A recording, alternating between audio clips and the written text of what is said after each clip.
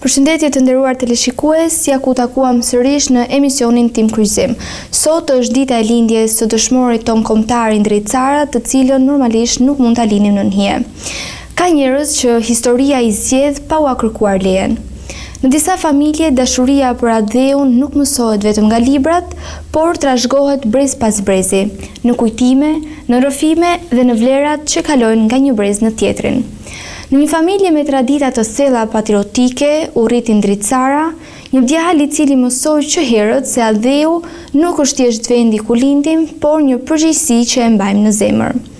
Më pas, si shumë të rinj të kohës, rruga e jetës e çoi në Angli. Në Londër nisi të ndërtonte një të ardhme të re, larg zhurmës së konflikteve. Por largësia nuk e shkëputi kurrë nga trojet shqiptare dhe nga dhimbja e kohës. Sepse ka çaste kur njeriu nuk pyet më se çfarë është më e mira për veten, por çfarë mund të bëj për të tjerët. Kur historia troket në derë, disa zgjedhin të qëndrojnë aty ku janë, ndërsa të tjerë marrin rrugën e kthimit. Kur Kosova po përjetonte një nga periudhat më të vështira të historisë së saj, Indrit Cara mori një vendim që do të ndryshonte përgjithmonë rrjedhën e jetës së tij. Nga Londra drejt Kosovës, nga ëndrat personale drejt një sakrifice që do ta bënte pjesë të përjetshme të historisë son kombëtare. Kjo është historia e dëshmorit të kombit Indrit Cara. Për të diskutuar këtë temë, të ftuar në studio kemi studiuesin dhe shkrimtarin zoti Muharrem Shqari, i cili ka botuar një libër voluminoz kushtuar heroit Indrit Cara. Mirëmbrëma, mirë se erdhët. Mirë se vjen. Zotin Vahid Teferiqi, i afërm i familjes dhe i afërm i Indrit Carës, i cili sipas materialeve që ne zotërojmë, ka qenë prezent në çdo hap historik pas vdekjes së Indrit Carës. Mirëmbrëma, mirë se erdhët në studio. Shumë faleminderit që pranuat ftesën për të qenë sot në emisionin tim dhe do doja që të vazhdonim menjëherë me pyetjen e parë. Pyetjen e parë do t'ja drejtoj zotit Shqari. Kush ishte Indrit Cara para se të bëhej pjesë e historisë? Unë ju falenderoj për ftesën. Të flasësh për Indrit Carën asnjëherë nuk është shumë, sepse ajo figurë meriton të flitet të pareshtur në të gjitha emisionet, në jetën e përditshme, në jetën shkollore, për edukimin e brezave e tjerë me radhë. Indriti ishte njëri nga ne, njëri i zakonshëm që bënte jetën e vet familjare, shoqërore, studenteske. Pra, bënte një jetë normale, njëri i rregullt, me të gjitha ato karakteristika që duhet të ketë një qytetar i devotshëm. Mbaroi shkollën në qytetin e lindjes, këtu në Kavaj, tek shkolla Mehmet Baba Musa, me rezultate të larta. Është dalluar atje për sjellje të mirë, duke aktivizuar edhe në aktivitetet ndryshme, në rrethin e futbollit, për të stërvitur, në rrethin e basketbollit, pra kishte interesa për përgatitjen e tij fizike, si shumica të rive. Pastaj, pas marrimit të shkollës 8 vjeçare në atë kohë, ai shkoi me bursë në shkollën e mesme ushtarake Skënderbej, ku ju shtrua një disiplinë tjetër. Shkolla ushtarake ka tjera rregulla, tjetër disiplinë. Ishte hera parë që largohej nga familja dhe kuptohet si djem apo fëmijë të një zone siç ishte Kavaja, ishin jo të dalur për të nejtë larg familjes. Indriti u mësu atje, u përgatit me tipare të tjera, kaliti durimin, kaliti vullnetin, mësoi disiplinën ushtarake dhe natyrisht atë mungesën e familjes u mundua ta kompensoj me shoqërinë që krijoi në jetën e re, në jetën shkollore ushtarake.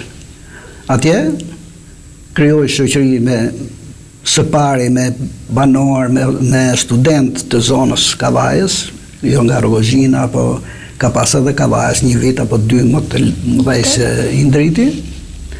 Është shoqëruar me ta, pastaj rrethi shoqëror ka ardhur duke u zgjeruar, edhe ka qenë një grup shumë i mirë shokësh, të cilët unë kam pasur rast pastaj t'i takoj vite më vonë, pas ndodhjes së aktit heroik të Indritit, do të kemi rast për të folë më mrapa edhe për përshtypjet e tyre. Nuk diskutohet. Çfarë dim për traditën patriotike të familjes së tij? A ishte diçka që, le ta themi, rrithte në gjak apo e papritur për të? Familja Cara njihet si familje me tradita të vjetra patriotike, ku paraardhësit e Indritit gjysh tërgjysh kanë dhënë kontribute në periudha të ndryshme të historisë.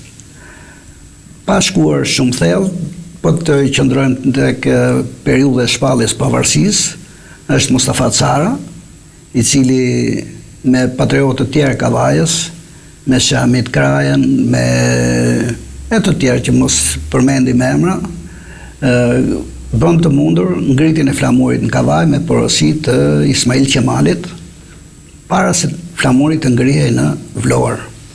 Për faktin se, duke qenë se nuk arriti të ngrihej në Durrës, Ismail Qemali u nis për të shkuar në Vlorë.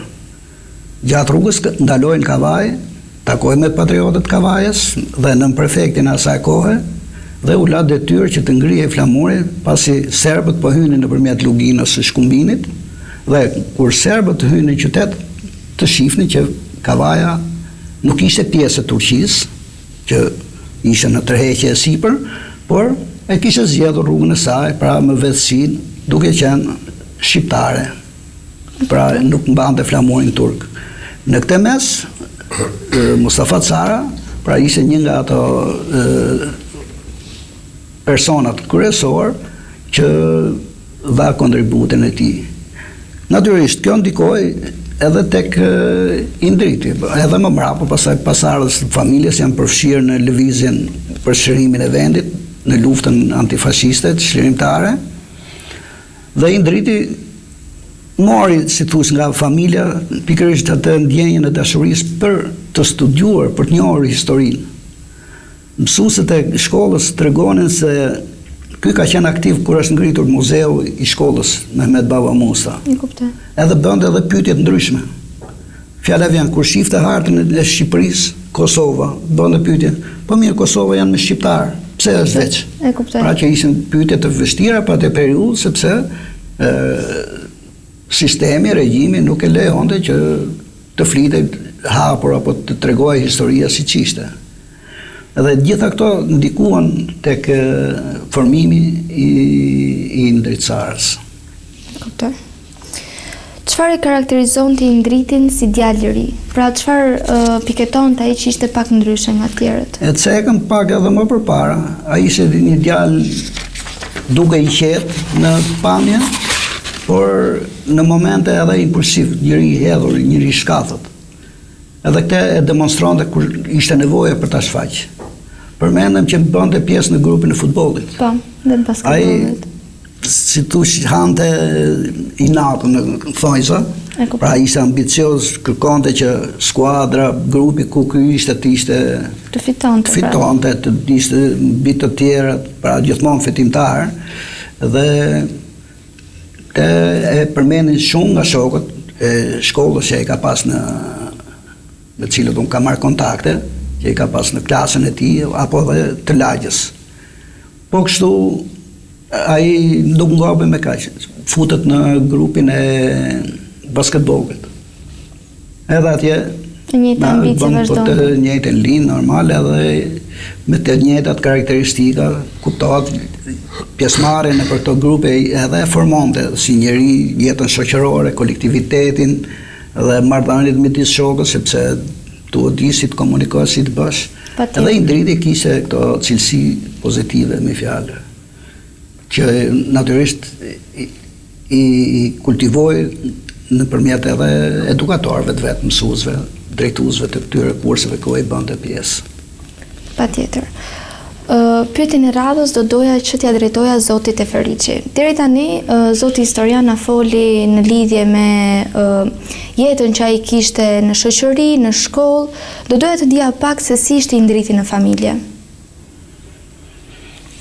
Indriti ishte fëmijë i sjellshëm, i edukuar nga prindrit.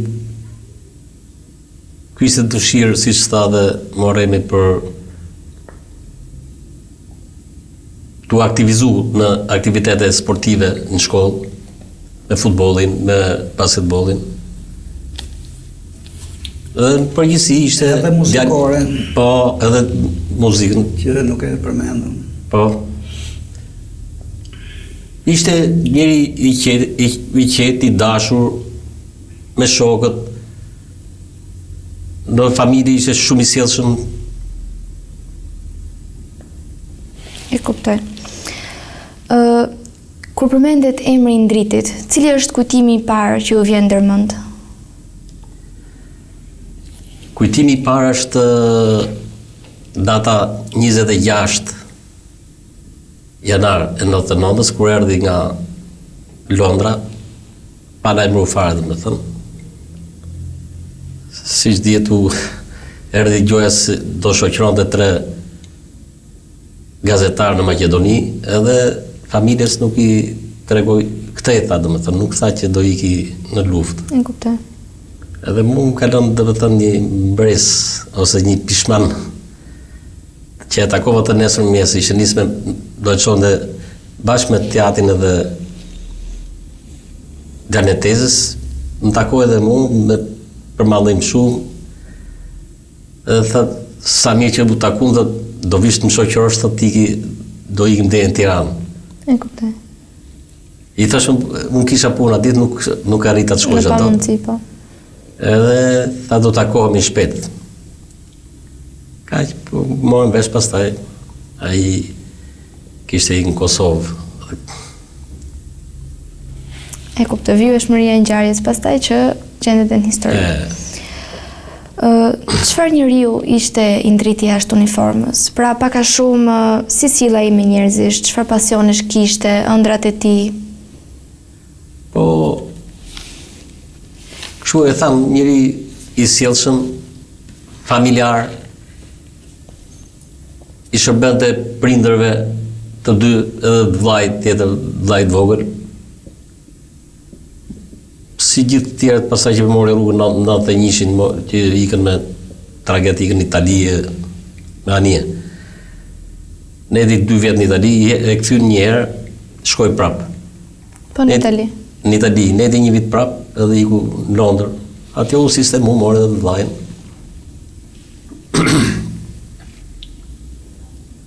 Atje pastaj si duhet u lidhë edhe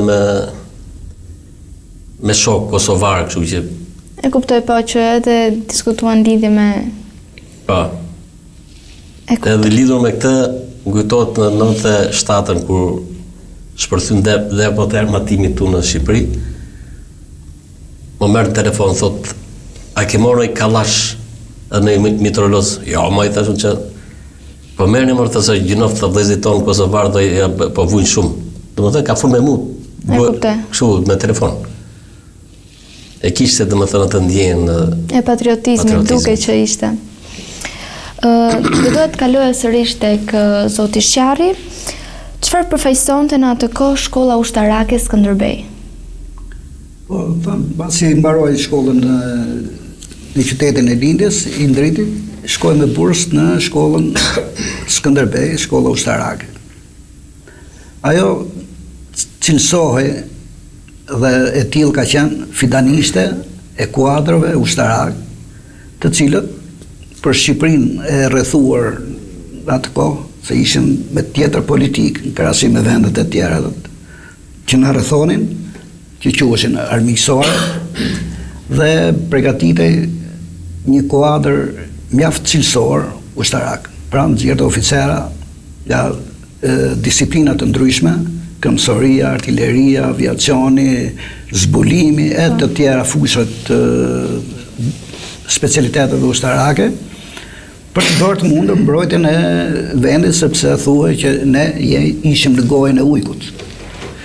Dhe Indriti natyrisht, pra personeli i shkollës atje punonte me devotshmëri që të nxjerrte kuadra cilësor të përgatitur.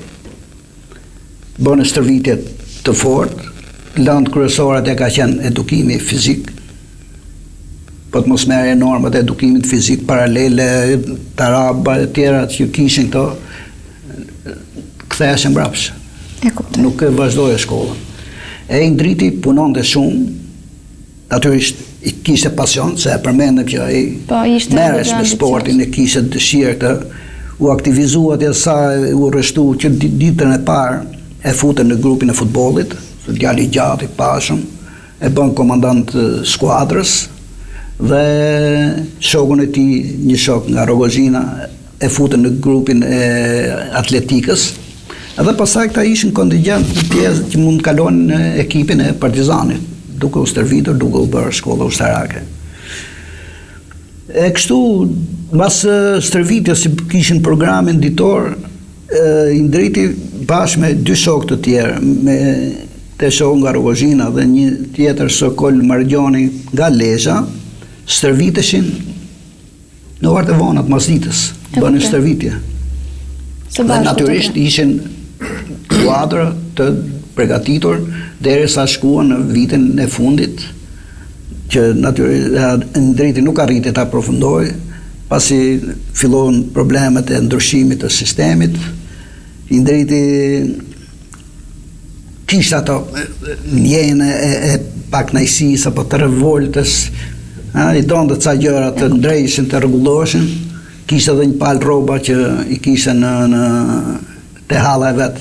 Ndodhe me shtëpia afër shkollës dhe bashkë me shokun dilin, ngrohen me veshje civile, dilte në qytet pranë Tiranë.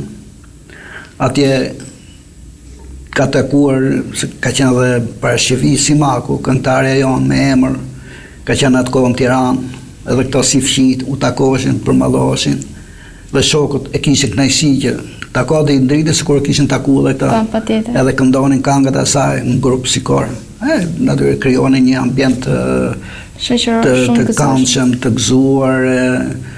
Kështu e kanë kaluar ato. Pra, krahas mësimeve, po them asaj disiplinës së rreptë ushtarake, to kishin edhe atë pjesën argëtuese. Kuptoj, kohën që kalon së bashku. Nuk e di nëse keni, janë disa foto që to janë edhe ka shku në pra aksionet e së kohës që kanë qenë me fizharmonik, me dajre, pra janë argëtuar, kanë bërë dhe Indriti midis tyre, ishte pra njeriu që i mblidhte këta.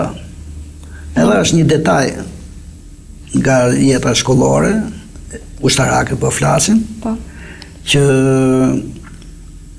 natyrisht shkonin prindit për të parë fëmijët e tyre. Ishin pra rishtës të larguar nga familjet, nga zonat ndryshme të vendit. Edhe kur kanë shku prindit e Indritit, Indriti ka marrë çantët, pasi është ndarë me prindit, edhe ka ftu shokët, ka thënë hajde, që e shohim që na kanë prunë. Me për ishte hera parë që ndodhte kështu.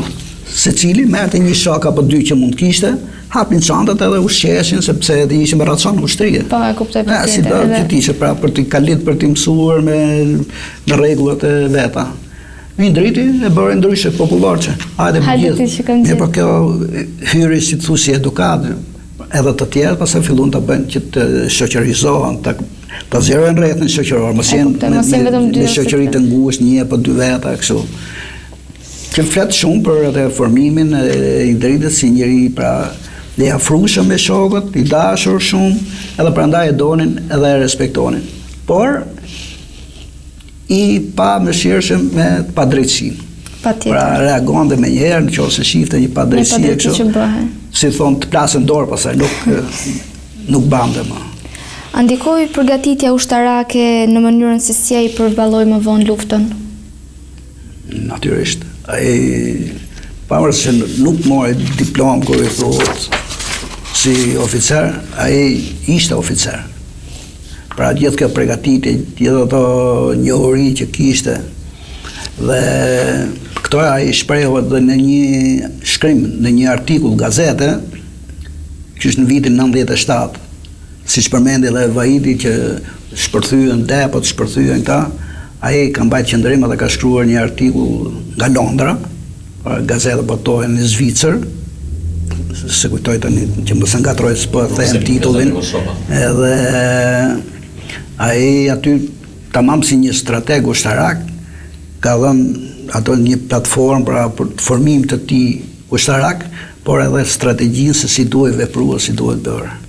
Ishin fillimet që sapo kishte po dëgjohej ajo lëvizja e ushtrisë çrrimtare Kosovës, UÇK-s, se akoma ishte pra me njësitë, me grupet veçanta e tjerë, sapo kishte filluar organizimi, kuptohet, në ilegalitet, sepse fuqitë EU, Amerika e këto e qunin lëvizje terroriste, nuk u lejonte, domethënë ç'po bëjnë këto, po vrasin, po bëjnë, ishte tjetër ide. Duhet mos i krahasohen me irlandezët e me këta. Edhe Indriti aty ka parashtruar ato parimet e veta, ka bërë thirrje të hapur që kush e ndjen veten shqiptar, kush ka gjak shqiptari, duhet i përgjigjet thirrjes të shkojnë në Kosovë, të marrë armët, të luftojë atje. Sot ka nevojë ajo.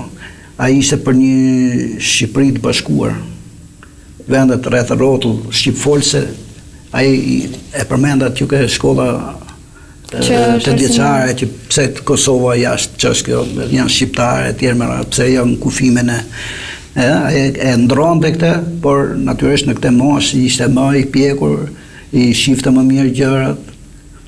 Shokët tregonin që ai ishte i papar në njohjen e ngjarjeve të ndërkombëtare. Ndiqte me shumë vëmendje zhvillimet, lexonte faqen e 4 të gazetës që ka qenë në atë kohë Zeri i Popullit quhej, faqja 4 kishte lajmet në përbotë. E kuptoj. Ai ndiqte dhe i shifte pra me përpikmëri. Mësuesi i historisë kishte si thosh probleme me Indritin në këtë pikpamje. Dhe për të treguar sa i vëmendshëm ishte ky në orën e historisë edhe që e përpinte çdo fjalë të mësuesit, mësuesi kishte fol gjatë shpjegimit të mësimit, kishte parë që nxënësit ishin jo të vëmendshëm. Atë kishte dhënë një fjali pa lidhje. E kuptoj. Në vitin kaq, datën 36, atje Indriti me herë, profesor, thotë, ti e ke menja këtë mësim. Të tjerë po fleturojnë, po ashtu. Pra ishte njëri mjaft i vëmendshëm, mjaft korrekt e këto. Dhe të dalë se u hapëm një çik shumë që përgatitja që mori në shkollën ushtarake i ndikoi këtij që ai të jetë një nga komandantët, po themi, jo me titull i emëruar kur i thuhet, por që ka bërë realisht nga komandantët që ka përgatit ushtar, luftëtar për në luftën e Kosovës. Kur mblodhën vullnetarët dhe ky nuk çau dot për të dalë në jashtë pra për të shkuar në Kosovë, për shkak se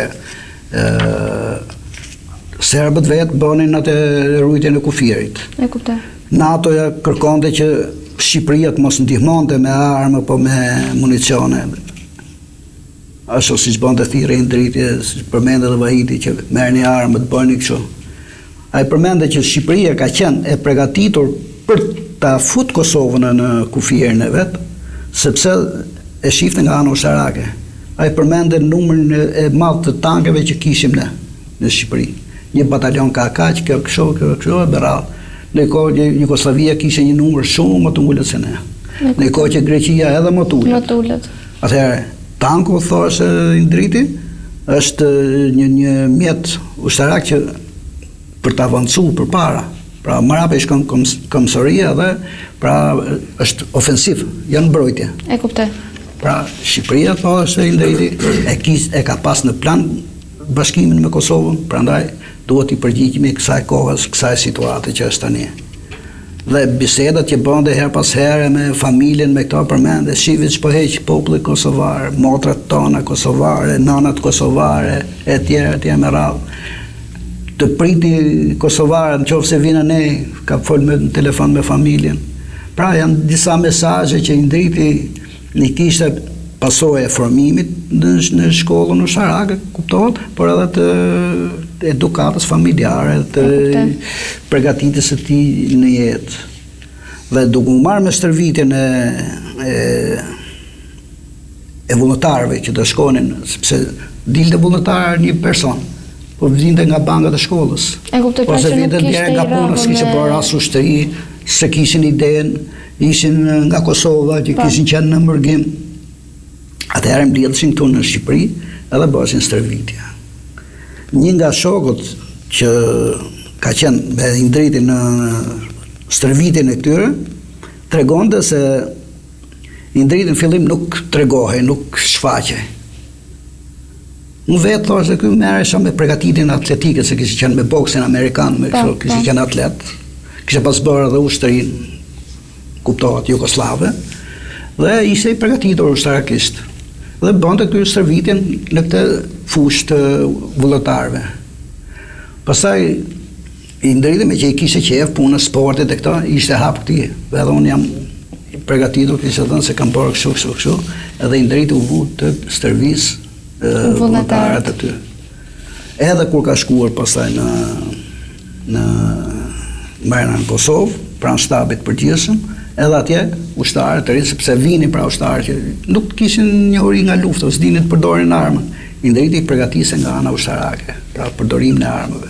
Ai bënte përgatitjen atletike, edhe ka dhënë shumë kujtime të bukura Rushdi Saramati, komandanti i brigadës 128 që ka qenë këtu në Shqipëri, që bënte lidhjen midis Shqipërisë dhe Kosovës për çu këta vullnetarët atje.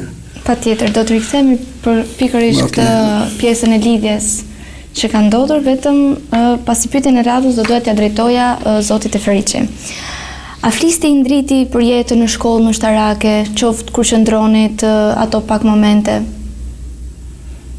Fliste e kishte me pasion atë shkollë, se që kur shkoj dhe me thënë shkoj me dëshirën e vetë, edhe të prindërve.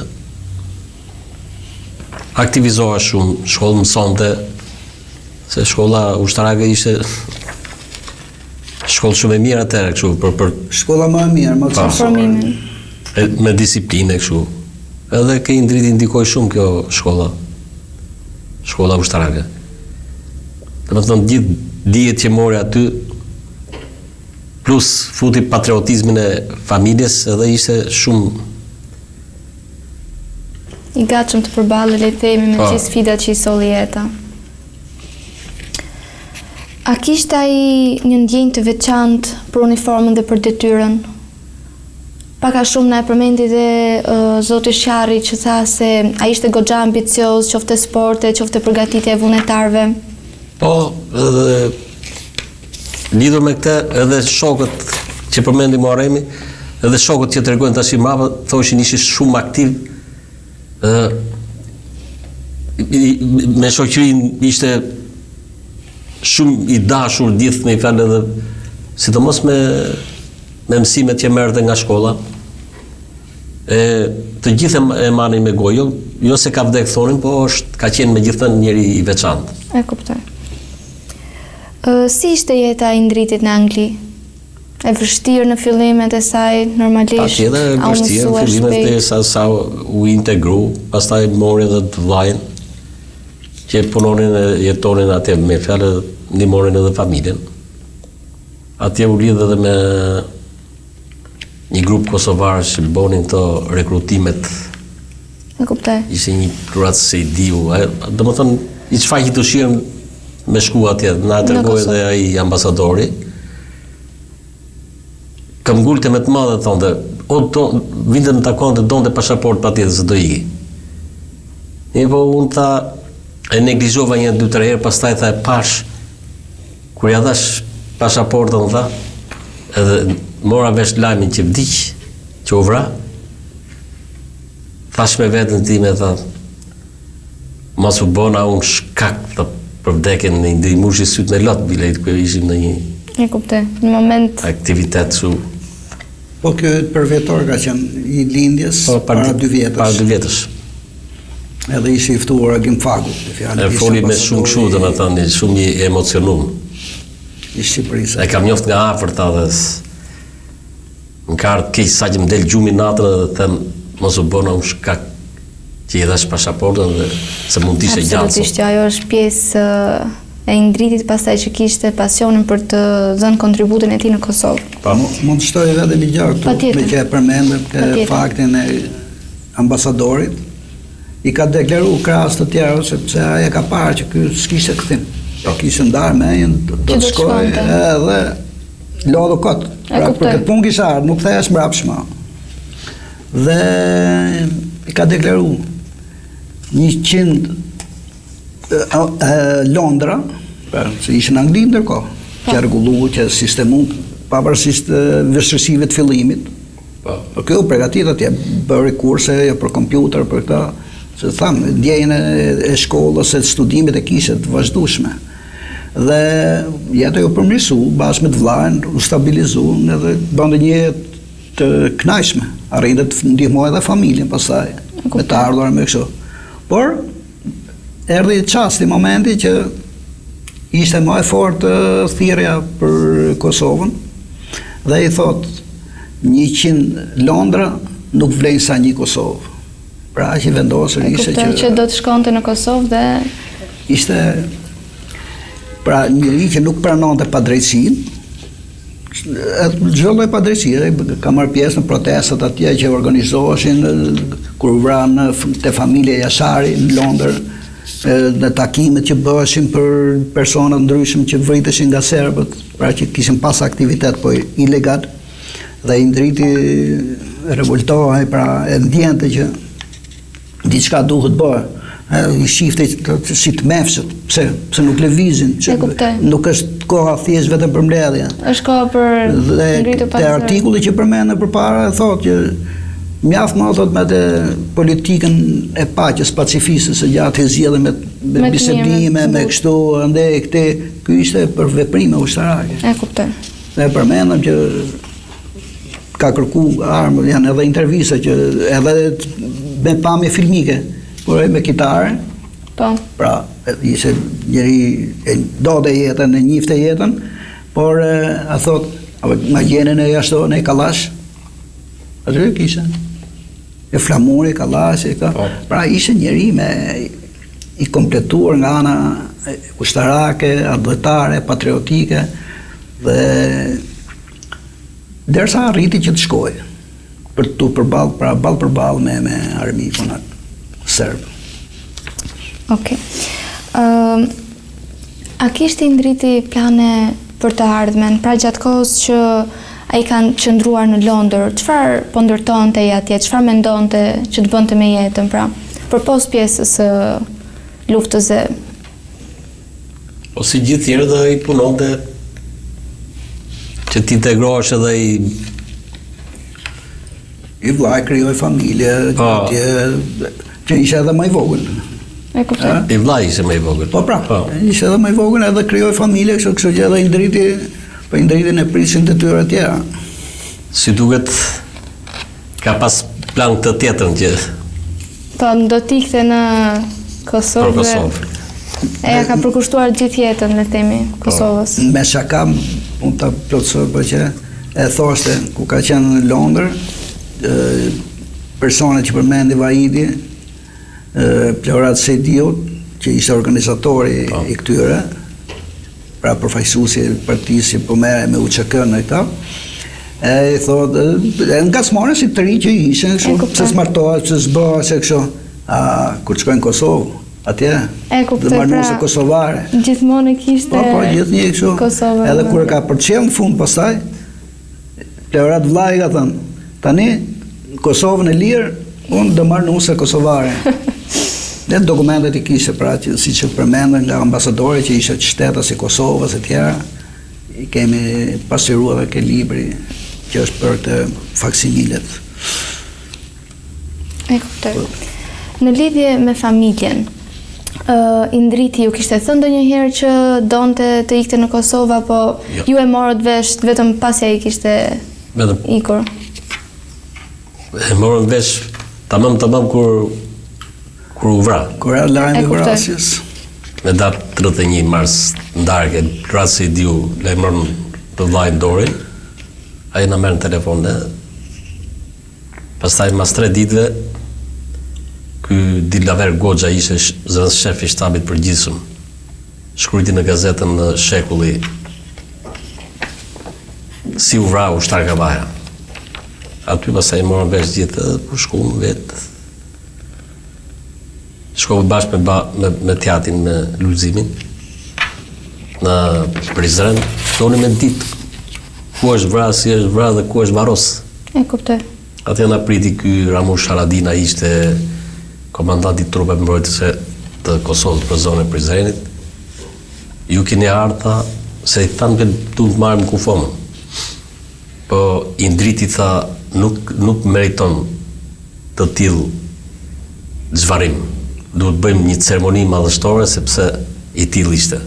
Kuptoj. E lam pastaj me 10 tetor kur shkuam që morëm pjesë edhe në zhvarrim aty. Patjetër, do ta diskutojmë edhe këtë në pyetjet e radhës. Në momentin që morët vesh pra për rënjen e dëshmorit, si reagoi familja? Impakti i parë, domethënë ishte i tillë që fëmia im nuk shkoi që të bjente dëshmor, por aty s'patëm kohë me diskutu. Me diskutu këtë që nuk shkoj për këtë, po i erdhi e papritur si çdo prind. Familja nuk ka ditë fare se ku ka shku. Si çdo prind. Ai bëri atë që ndjeu, I vaje dinte vetëm. Pa i vënë në siklet, pa i vënë në pozitë që t'i japin leje apo mos i japin leje. Ai e prova amël, erdhi takoi nanën dhe babën, i përqafoi. Atë ai foli me heshtin e vet. Nuk foli me fjalë.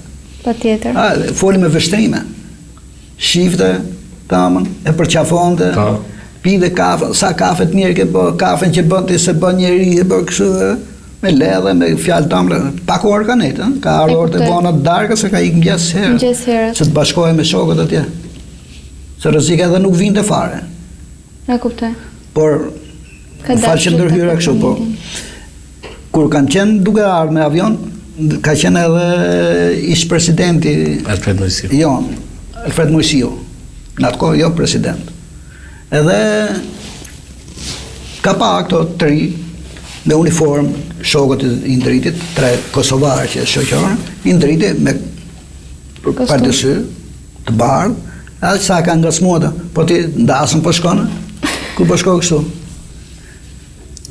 Dasën, edhe lufta dasën është. Edhe në bisede si për duke prit në aeroport, ka marrë vesh të që kanë folë shqip ta, presidenti është po kurios, kush jeni, tek jeni, edhe pa e zjatë këtu, ka marrë vesh që i ndritës nga Kavaja, ky Kavajës, njifte familjen e ndritit, të paret, kuptohet, edhe po, mori vesh e dërinë, ke kujdes, është luftë, është kështu, është ashtu, ca këshillët, ca gjërë. Po, të shkojmë Tiranë, nga Tirana atje.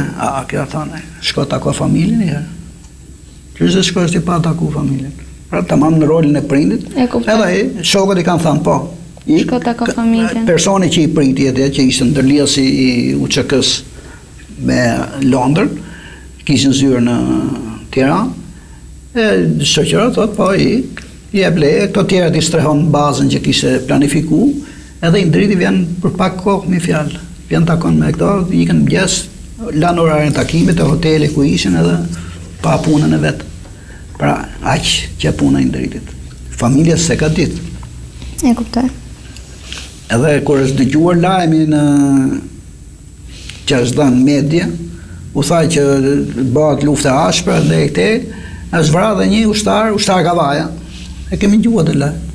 Po nuk jam marrë mendje askuj që unë vetë kam menduar që në Kosovë, ju duhet të dini që përdorin emra të qytetëve të Shqipërisë, i përdorin për emra njerëzish.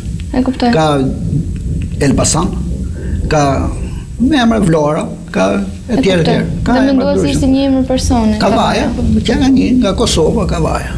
As se as dojë me besu, sepse kuptohet, as të vjen mirë kur merr, edhe ato bina nas janë pas është që ke më ndjeshme kur e ke nga qyteti jot për shembull. Edhe familja kanë gjuhë. Kavaja, gjëna, kush do jetë, si do jetë. Pa ditë se kush është. E kuptoj. Kështu që familja se ka ditë të punë. Po. Zoti Teferiqi, a pati ndonjë fjalë apo moment që sot ju duket si një lamtu mirë? Ndoshta që ka thënë i ndriti, qoftë për ato pak momente që kanë ndenjur. Jo. Sepse ai ishte konspirativ, nuk si them nuk tregoi. Ajo një dhe ishte optimist. Po shkoj, po nuk e menon. Natyrisht shkoi me dëshirë. Ishte i përgatitur, shpirtërisht për këtë punë. Po, ishte optimist. Objektivi final, çlirimi i asaj. nuk mendoja se çfarë të leja amanete. Çfarë amanete do linde? Amaneti ishte të çlirohej Kosovën, të shpëtonin ata njerëz, gjë që u bë realitet nga shokët e tij pasaj. Zoti Sharri, si ishte organizuar kalimi i vullnetarëve drejt Kosovës? E përmendët pak më parë, tek pjesa që jo vetëm që i ndriti merrej me trajnimin e tyre pra vullnetarisht, por doja të dija pak dhe kalimin e tyre. Pasi tentun për të shkuar në Kosovë, pra për të hyrë në kufi, patën këto vështirësit, i ndriti ka qëndruar me brigadën e Rushdis Saramatit, komandanti brigadës 128, që merre me përgatitjen e mobilizimin e ushtarëve, ka Shqipëria edhe i dërgonin në Kosovë. Ai pasaj organizonte, kishte si thush rrugën, lidhjet e veta, kishte korrierë që shoqëronin këta grupet e ushtarëve, se nuk shkonin si batalion të gjithë për herë. E kuptoj, grupe. I stërviteshin, i fuste. Krijonte lidhjet atje, kush do i presi, pra korrierët, pra këto do të shkojnë deri në një farë vendi, do ktheheshin mbrapa se do merreshin, këto dinin këtë rrugë. Fjala vjen, po them, nga Kavaja në Lekaj. Atje në Lekaj të viti mari tjetër, të të qojë këtu tjetër me radhë. Dhe këte li kishin. Pas i bën këto stërvitjet, erdhi radha dhe thiri komandant Saramati, ka thirrë 2 shoqëruesit. Një po me mbiemër Saramati dhe një tjetër. Ka thirrë dhe i ndritin që ishte pra që përgatiste këta ushtarët. Gjithnjë në biseda me këte i ka thënë që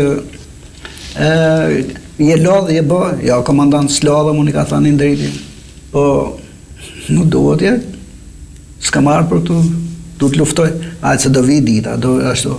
Edhe ka ardhë momenti. Kur kanë shkuar atje, tregojnë bashkosit tani që kanë shoqëruar, herën e parë janë kthyer disa herë, 5 herë kanë tentuar, herën e 5 janë fut marina. Në një radhë më përpara, para një jave, kanë shkuar dhe ka qenë disa oficera që kanë qenë të ushtrisë në kohën e Jugosllavisë, pra shqiptar, por që tani do të futeshin për të shkuar edhe këta në front. Ka qenë dhe shoku i ndritit që stërviste anën atletike që përmendëm. Dhe Haki, Berishëm nëse zgaboj, i sekund për të saktësuar.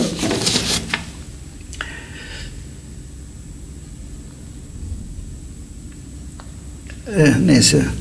Dhe kë ka thënë mi fjalë tregonte që sepse i ndriti nuk jetoj që të tregonte. Kë tregoj, ishin bashkë në grup, edhe vllai im tha ishte bashkë me ne, e tha që sa mirë që janë dhe këto oficerat, sepse e kemi më të lehtë që të kalojmë, janë më të përgatitur. Unë e pas me vështrim, tha, mos besues, sepse edhe në një rast tjetër, një pjesë e këtyre oficerave ishin derzertuar edhe ishin kthy mbrapsht. Edhe me të vërtet, pasi kishin përcjell edhe ishin 300 metra larg kufirit, kishin pa një sinjal, kanë thënë këto oficerët, shiko se nuk duhet futmi, se lëshun një raket serbët, edhe ne duhet të ndalojmë. Pam njëri tjetër, spam raket, ku ishe? Edhe ishe lëvizje yjeve, si që kputën në yllë, edhe le gjurë, ta gjetën si shkak, edhe ajo, nuk hyhë, se ato na kam pa. Shkojmë si vetë drejt armëve. Janë kthy, dhe me këta janë kthy edhe i pjesë tjetër, ushtarës. Me gjithë dhe këto kam vazhdu për para. Kur kanë ecë, kanë hasë në mina.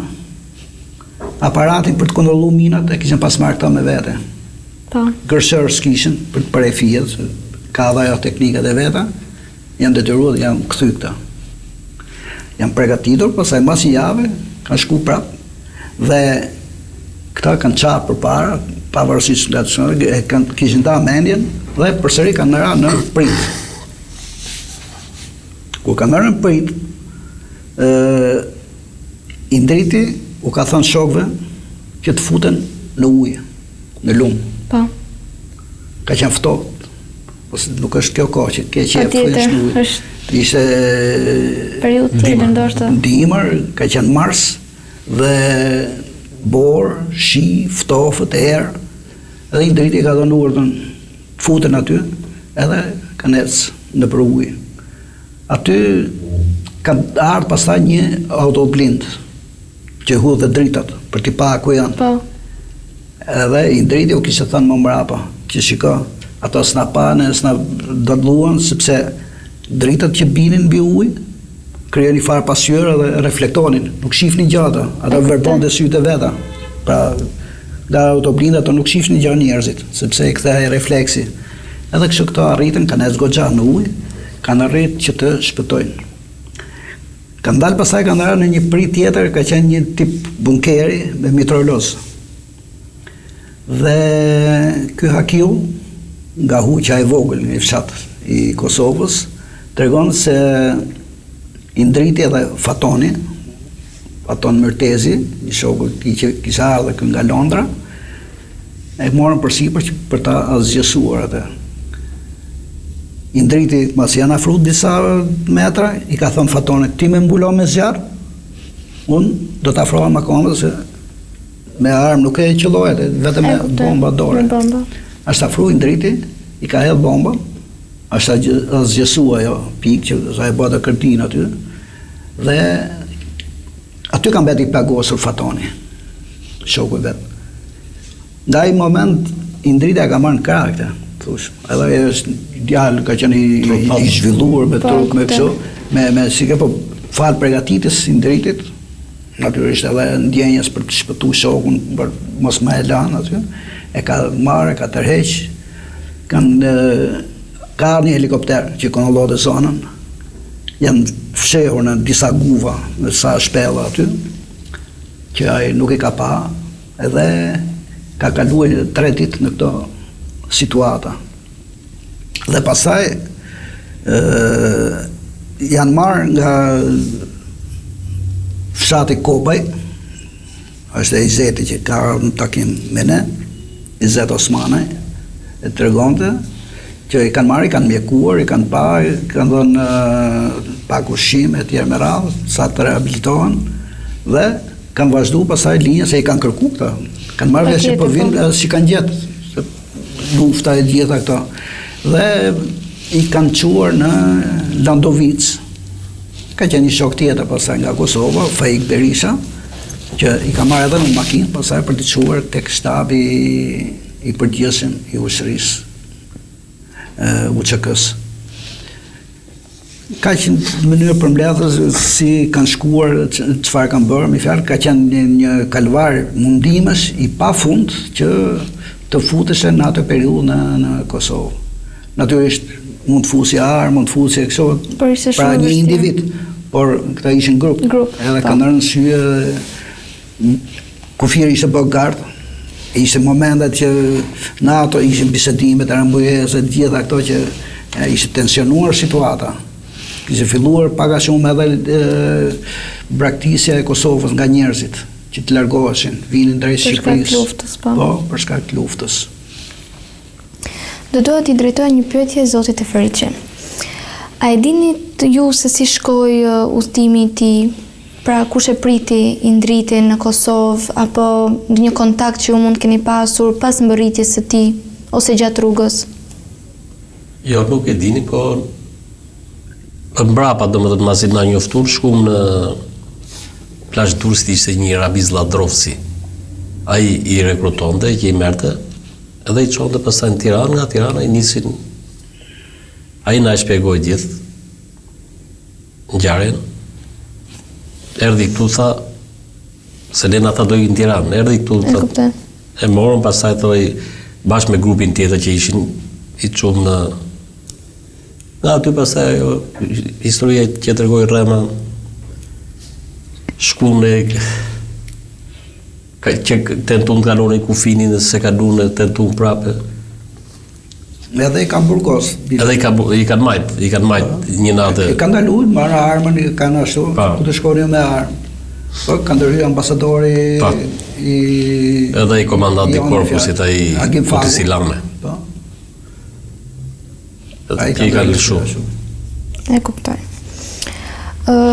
Zoti Sharri, në cilën njësi u sistemuaj ndriti, pra kur shkoj në Kosovë? Po, ndriti pas me shokët e vetë kishin ndarë mene që të shkonin, me që këta ishin nga Llapi, e të shkonin pas me këta, në atë zonë. E kuptoj. Mirë po, kur jam fut, edhe arritëm të shtabi i përgjithshëm atje, aty kanë takuar me Dilaver Goxhaj, apo Shpëtim Golemin, si që kishe pseudonimin, dhe ndriti është paraqit ushtarakisht, ishe ushtaraka, ishe E kuptoj pa, i përgatitur. Ta ishën shefi shtabit, kanë ardhur me makina ata, shefi shtabit, dhe ky ishte si zëvendës shef shtabi. Shqiptar, pra oficer i ushtrisë tonë, i dalë në pension, por që kishte dalë edhe ky, e kishin po themi rekrutuar, e kishin ftuar që të kontribonte në luftën e Kosovës. Edhe këtu pa të pranu, se bante shkrime për luftën për kështu, edhe më në fund Hashim Thaçi, këta i mushin mendjen, e bindin që të shkoj atje. E pyet kë, po ti? Je oficer, kush je, që je? I prezentohet, unë jam filani nga Kavaja. Edhe aty mbeti emri ushtar Kavaja. E kuptoj. Edhe nga prezantimi i parë, sepse po ka shumë të gjithë kishin nga një emër nga pseudonim. Edhe ky mbeti Kavaja. Edhe bisedon me shefin e shtabit. I thonë, të djalin të majmë këtu. Pra, me që ishte i zonës, edhe i përgatitur, dhe pas ka bo shkollën Skënderbeja, këta të mbajmë këtu.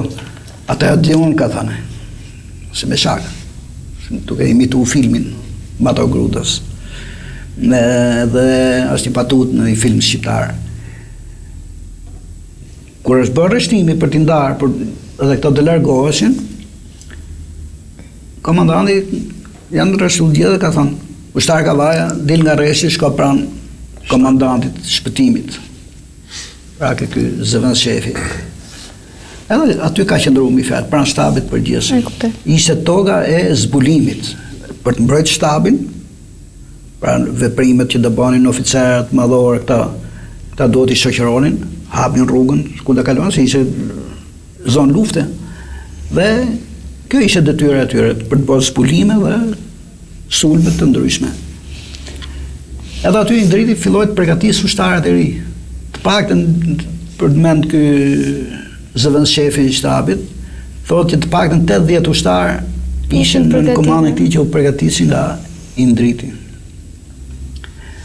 Dhe gjatë atyre ditëve ishin përcarohej situata, bisedimet e NATO-s me Jugoslavët nuk po hecnin, Jugoslavët nuk pranonin të firmosnin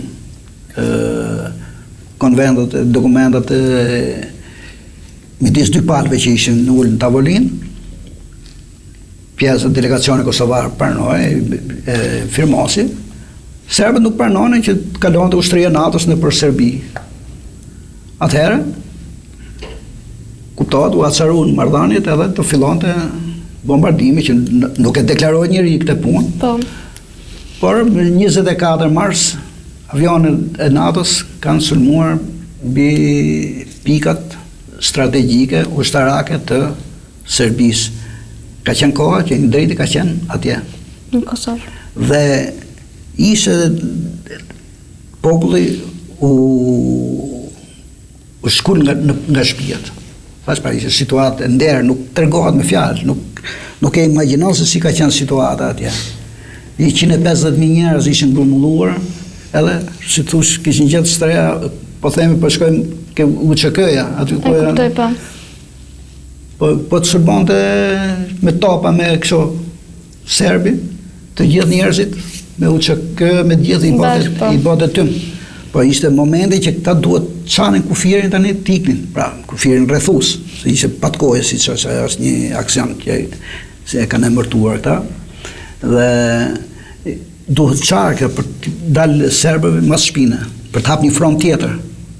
Edhe ja kanë arrit me taktikën e vetë, këto drejtuesit e shtabit, por Një pikë ka qenë më delikate, kanë fut tanket, edhe tanku thamë që është një mjet ofensiv, edhe ishte pikë e dobët, që po të futeshin ata pasaj krijoheshin probleme, i dile mas shpine u qëkës. Dojnë mbajt kjo pikë me pa tjetër. Dhe lajmërojnë ke shtabi i përgjithshëm bin një grup për 13 vetash. Në atë tokë ku do të zgjidheshin ta 13 veta, nuk ishte pjesë i ndriti. Por në atë orë të vonë të natës i ndriti, vigilant që ishte, kanë dëgjuar, ai shkon te komandanti për të ngrejt Muharemin, Hasanin, Hysenin, Çoti që. Çfarë? Në kam i ndriti, për herë vetë. E kuptoj, pa pasur të bënte pjesë. Po të shkojnë këto, të vinë, po jo, po do vedon, janë ardhur edhe shokët e tij. Ka marrë për luftë ato, duke marrë për të netu. Kanë ardhur shokët e tij. Njëri ishte në spital akoma. Ai Fatoni që ishte i plagosur. Që plagosur anda ai edhe vazhdonte bënte mjekimin në spital. Këta shokët e tjerë bashkë me pra Ismaili edhe ky Alili kanë shkuar me Indritin, pra do të vinë dhe ne, nuk e janë ndarë, edhe kanë shkuar atje, po Indriti prap njëri i përgatitur edhe atje i kontribuoi që të ndërtojnë ato istikamët, vendet e mbrojtjes. E kuptoj. Me mjeta rrethanore, ishte vendi ne kemi shkuar në vendin e ngjarjes atje me gur me kështu, të vinin gur para vetes për të mbrojtur, për pas pozicionet luftarake, se ishte luftë frontale, më tash s'kishte me topën me zitrarozat. Tek temësh për të maskuar. Kosova nuk i kishte.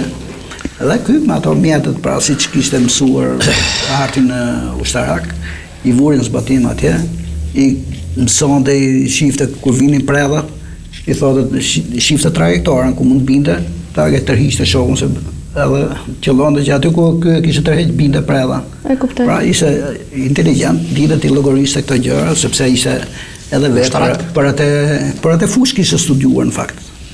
Dhe kështu që në lidhje me këtë pjesë kaq mund të themi, ndoshta mund të sqarojmë prapë.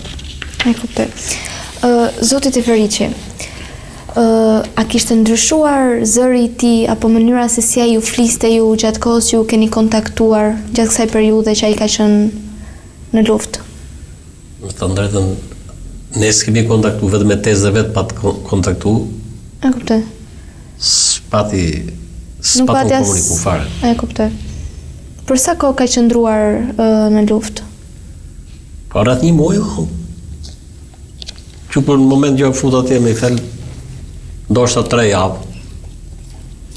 Lufta është që nga janari, që kur ai shkoi atje, pra erdhi nga Londra. Erdhi më shumë se një muaj, sepse në shkurt në fillim shkurtit ka shkuar atje.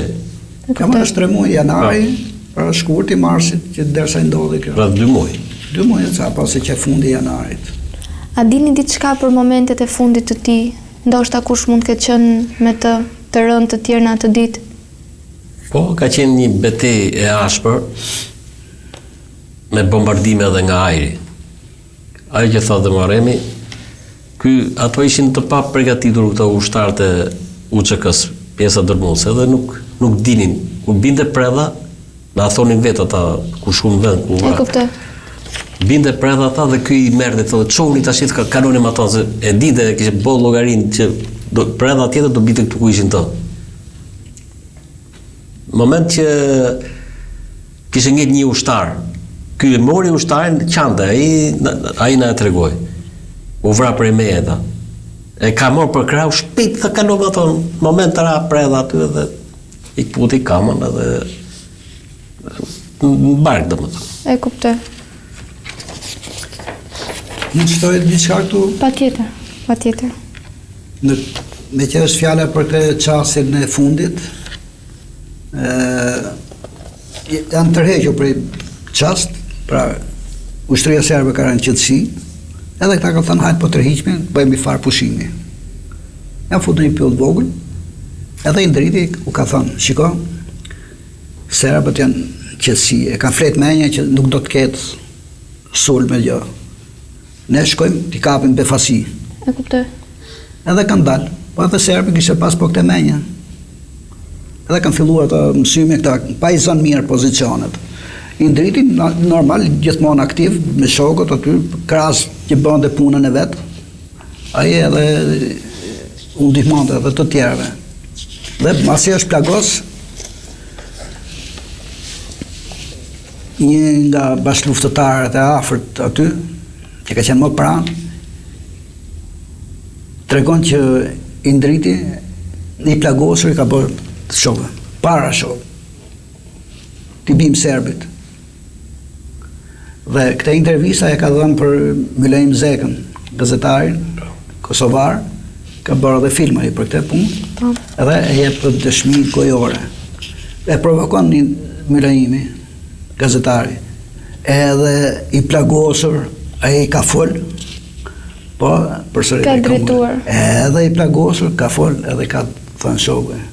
Pastaj një pre dhe dytë ka qelluar, siç përmendë edhe Vahidi, ai kishte graduar atë shënjesën, 1, 2, 3, 5 pra sa ka bën planai do të çonte po në të njëjtën pikë.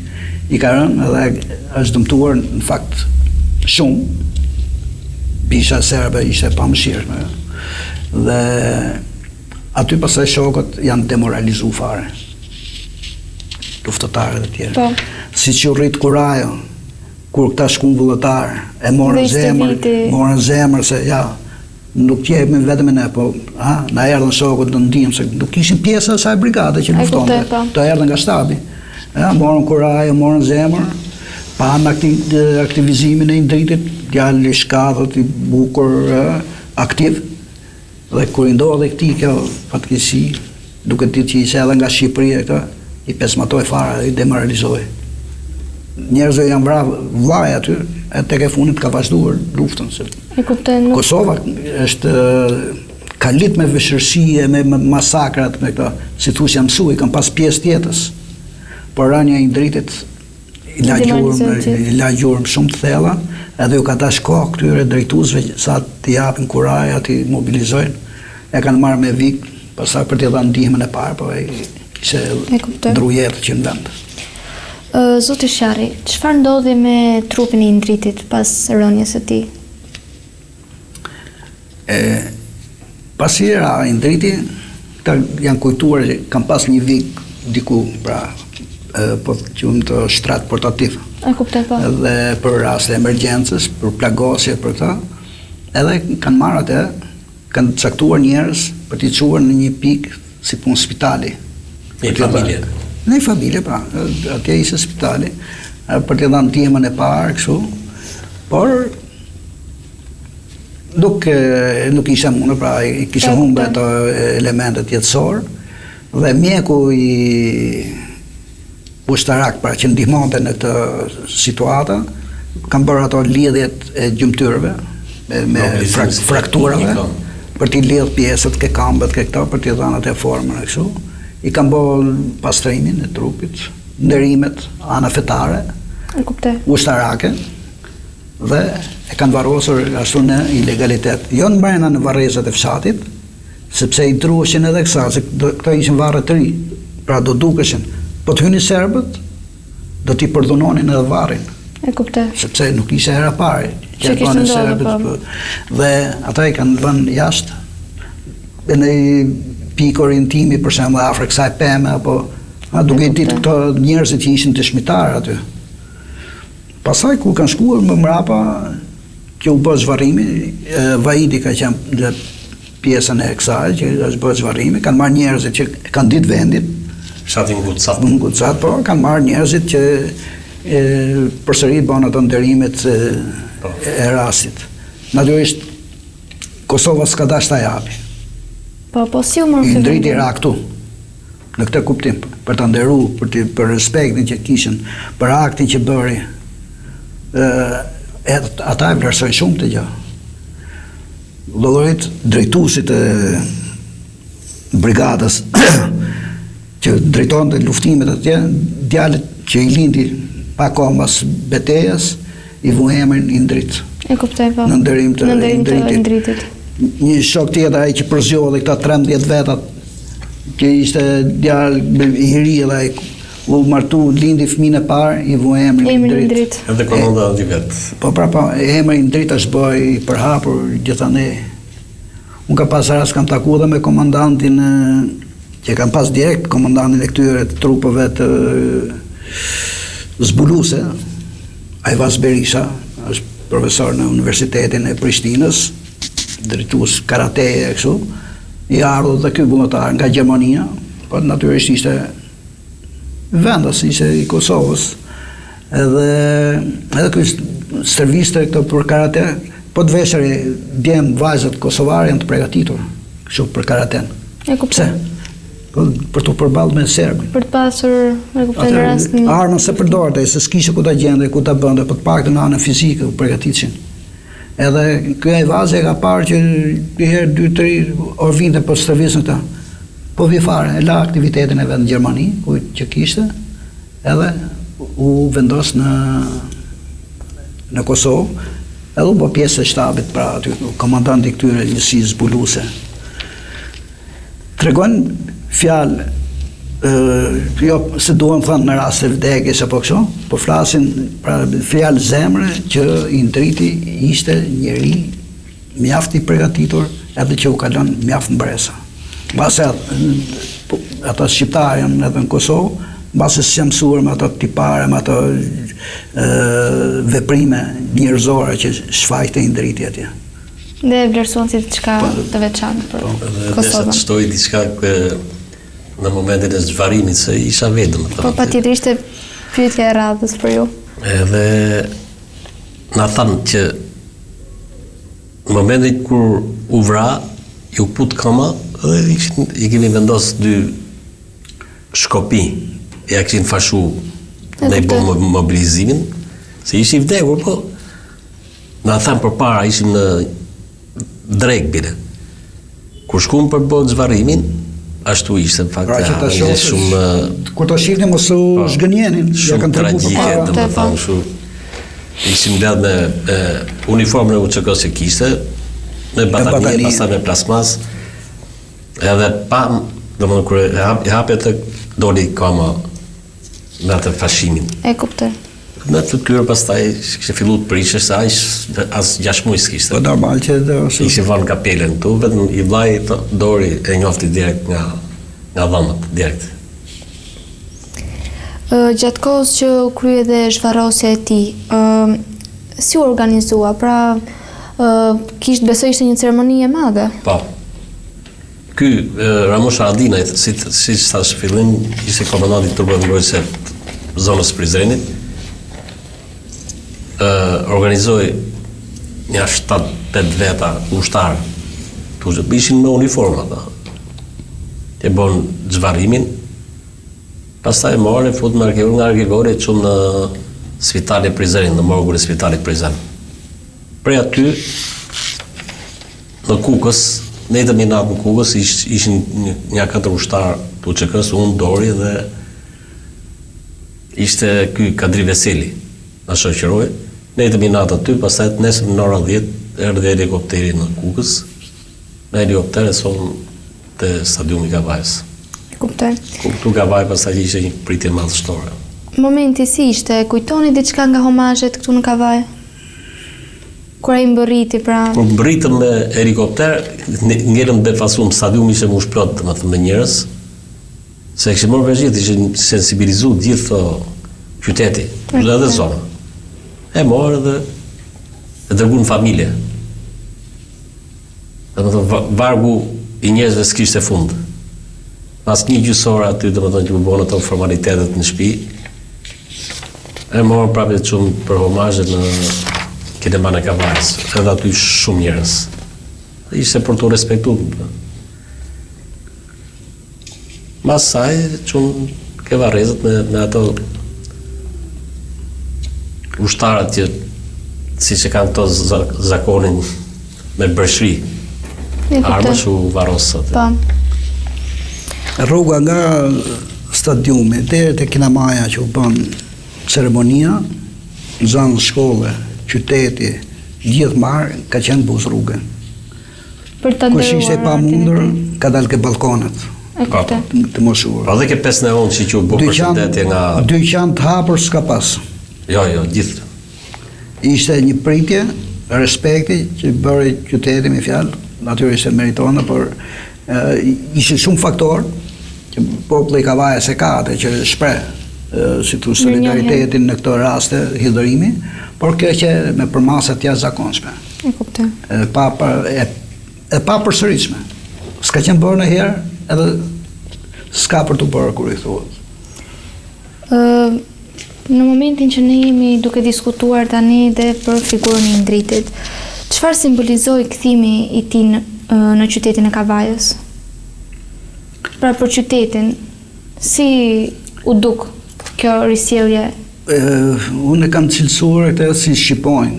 Pra, ky shkoi si shqiponjë në malet e Kosovës, edhe u kthy prapë si shqiponjë, fluturoi mbi qytet, mbi gjithë trevën shqiptare, edhe mbi qytetin e vet, por këtë herë si shqiponjë e lirisë, me lajmin që Kosova ishte e çliruar.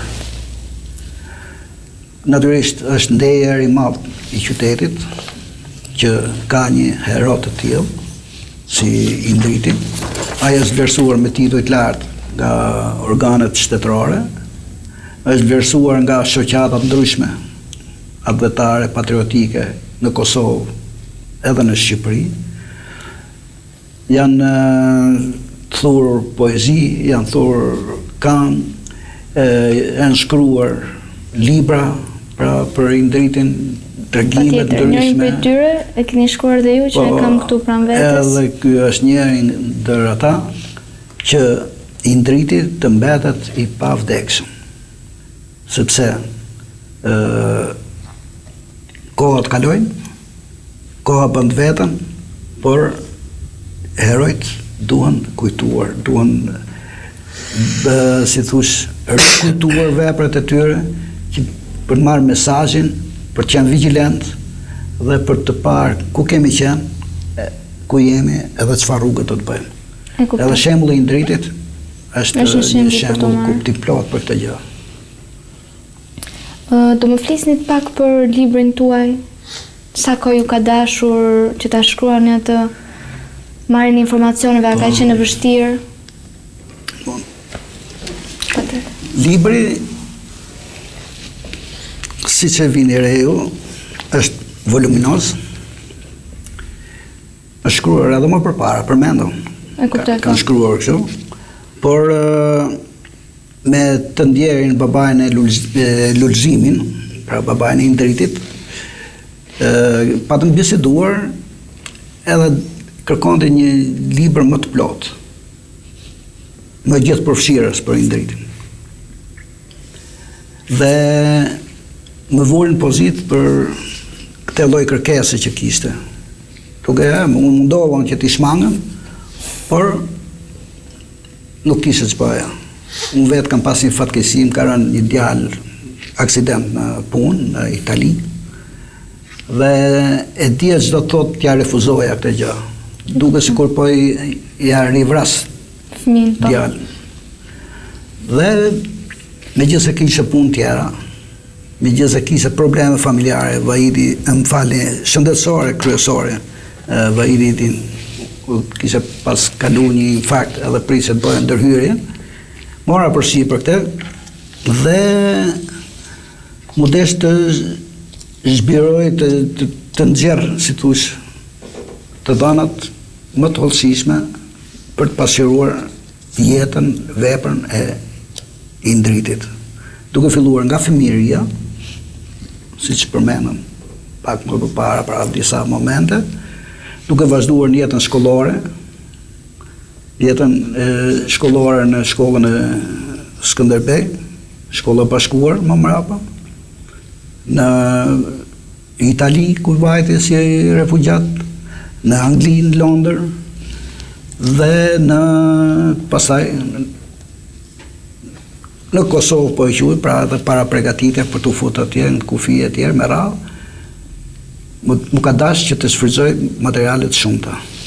Këtu janë dëshmitë rreth 50 bashkëluftëtarëve që kanë takuar, kanë folë, kanë bashkëpunuar me Indritin. E shifja detyrë që ti vilja thënjet e tyre, sepse koha do bëjt vetën. Ne jemi sot çdo të jemi nesër. E kuptoj. Të shputemi nga kjo. Për të mbajtur historinë pranë mbretërave. Të shputemi kjo edhe nëse dëshmitari që ka qenë dëshmitari okular, njeriu që ka përjetuar ngjarjet, nuk do të jetojë më fantazi fol sa dush pastaj. Indriti nuk ka nevojë për fantazi. E kuptoj. Indriti ka nevojë për realitet. Atë që ka bërë. Unë e përmend, ka qenë njëri nga ne, njëri i thjeshtë, nuk është njëri nga ne. Por përgatitja, formimi e bën atë që të jetë vegan, të barazohet me Adem Jasarin, me Vojo Kushin, me figurët, me çfarë thosh, pra Mitsokolin. Shkoi atje pranë bunkerit, mori përsipër, dita parë, sa u fut atje në kufi. Para që betejë e parë i Indritit. Shkoi asgjësoi atë për Bincin që vjellte zjarr. Kuptoj. Kështu që ka qenë një periudhë rreth 2 vjeçare, krahas takimeve këtu në me shokët, pra këtu në familje e tjerë me radhë, në shokët e ushtërisë, pra shkollës ushtarake, i kam ftuar këtu, jam grumulluar, një pjesë e mirë rreth 10 veta, njëri ka ardhur nga Londra, edhe secili ka dhënë vendimet e veta, tjetër shkollore, për formimin, të gjitha udhësitë siç kanë pas midis shokësh. Pastaj ishte e errët kjo pjesa kur ka hyrë në Kosovë. Nuk është përmendur gjikundi, si ku vështirësi. Apo çfarë problemi shpati, si e kaluan rrugën. Edhe me këtë kam marrë kontakt me persona që kanë qenë direkt. Pra njëri e ka shoqëruar, kanë qenë bazë gjithë rrugën, tjetër që e priti, tjetër që e përcolli e me radhë kështu. Dhe ç'është pasqyruar në këtë libër është realitet. Nuk ka anë artistike këtu që ta zbukurosh. E kuptoj se gjitha histori reale që ka ndodhur e herojt. Shtoj peripecis, domethënë asaj arsenalit ushtarak që kishte Serbi. Pra, gjithë llojet armative me avione, me artillerie, me granata, me tramplona që në disa lloj pajisjes të reja që binte edhe shpërthente hapesh me grimca, dhe bënte kërdin. Pra e cifre e saj po të kapte të linde në vend. Edhe shtoj edhe motin e keq. Acar, borë, ftofët, erë, natyrë atje në malin e Gallushës. Pra në momenti ku ka rënë Indriti, e tillë ka qenë situata ku. E kuptoj. Që periudha me shije me kështu, avionët e natës nuk ngriheshin. Kur ishin kushtet atmosferike kështu. Atëherë Serbia kishte më të lehtë. Që i duhej këtyre luftëtarëve të bënin, si thosh, të shtonin përpjekjet e veta për shpëtuar 150.000 njerëz civila. Që do futeshin në Shqipëri pastaj. Patjetër. Ndryshe do të ishin çfaros gjithë. Dhe gjëja veçantë pastaj në këtë libër, që mund ta quaj qershia për mbetort, është kjo pjesa e post-kopertinës. E kuptoj. Ne shikoj që është e shkruar me dorë? Kjo është me dorë, ka dhe një trëndafil. Po ky shkrim me dorë është shkrimi i Indricarës. E kuptoj. Edhe ky trëndafil tu është pikturë vizatim e Indritit. Në kujtimet e shkollës mesme, ju dini që shoqet mbajnë kujtime dhe në matur japin kujtimet e tyre. Patjetër. Indriti i ka lënë kujtim një shokut vet. Këtë shkrim. Çfarë ashtu? Tu është një këngë që e këndon parashiri Simaku. Kënga bashkëmoshatarët. Këngë fituese në ato festivalet që organizoheshin, koncertet e majit, që kanë qenë.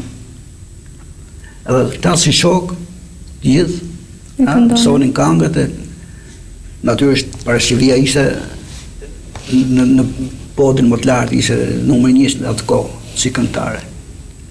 Edhe Indriti le këtë kujtim. Një kujtim që do të Kur kam mbahet gjetë këtë, domethënë, është në një zonë të largët të Shqipërisë, sikur kam ringjallin driti. Unë aqe shumë e vlerësova atë. Ndoshta dikush që Jo, patjetër, ne gjejmë një pikturë, po themi, është pikturë e filanit, edhe e nxjerrin në ankam dhe kush di sa shkon vlera. Po kjo, dora i dritit. Sa vlerë ka? Patjetër. Është baraz vlerëshëm me gjithë materialin që ka marrë. Bile do ta mbivlerësoja më shumë se sa materiale. Patjetër, pavarësisht se më pëlqeu shumë si emision, si diskutim që ne patëm këtu sot në studion ton, ka ardhur koha që emisioni TV fundi. Të nderuar teleshikues, ky ishte Faleminderit. Ju lutem. Të nderuar teleshikues, ky ishte emisioni kaq i veçantë drejtuar dhe kushtuar heroit të kombit Indrit Cara. Mund të them se nga ky emision shpresoj që të mos keni nxjerrë vetëm fakte historike, por dhe pjesë të emocioneve që ne patëm këtu në studio. Bashkë miru takofshim.